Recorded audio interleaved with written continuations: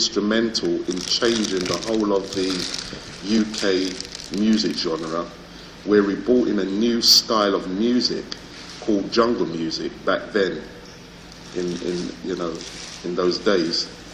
When Rank Records started, black people was hardly on TV, which, that's still the case. There's hardly a lot of black productions on TV, UK TV now, over the years. And also, Rank was instrumental in actually changing the face or the whole genre of the UK music industry.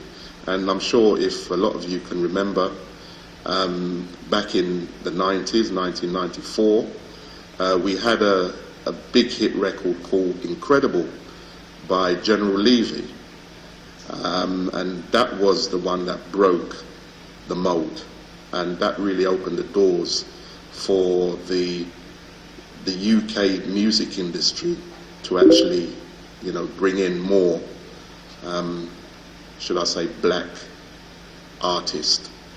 And the big music companies, should I say, started to change their minds and said, well, look, there is a market here.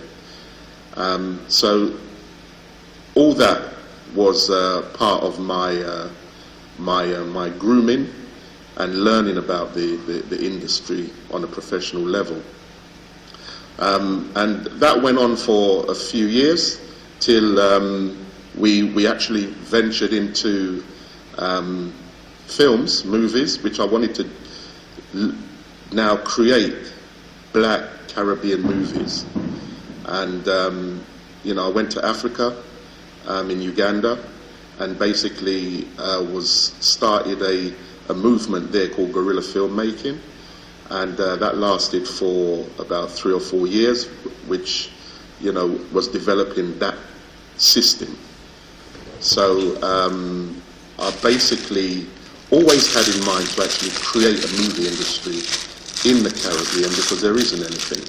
And even for Caribbean and Caribbean people listening, or who's been living in the UK and America and Canada, it doesn't matter, it's only a few movies now and again will come out of Jamaica. You can literally count them on one hand, the popular ones. Things like Harder They Come was the first one, then like Dancehall Queen, then Third World Cop. There's some other ones that, I wouldn't even say it was 10 good movies that actually come out of Jamaica, which is a shame, really. So that means the industry needs developing, and hence why Collywood was born. I then took that model to the Caribbean. I actually developed it over about 10 years, and then basically I then moved to the Caribbean permanently, which I'm now residing in, and started Collywood. And it's always been a problem with should I say, Caribbean and African distribution. We've got great talents out there, but nowhere to actually distribute it. There's nothing to distribute it. There's no big distribution machinery like, say, Hollywood, what Hollywood has got, what they've built up over the years. So that is another model that we've been looking at, to attach it to Collywood, which I'll go into a little bit later.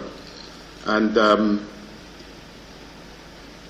that was the thinking behind the creation of Collywood. Well, just to tell you a bit about the Collywood initiative, as I said before, it was a thought process that I had in mind for over quite a long time, but obviously, as you know, everything takes money, and as a community, we don't have the privilege of actually acquiring funding. Very rare Yes, certain people break through with funding and everything, but you know, your ideas are normally stifled by the time you get around to getting the proper funding.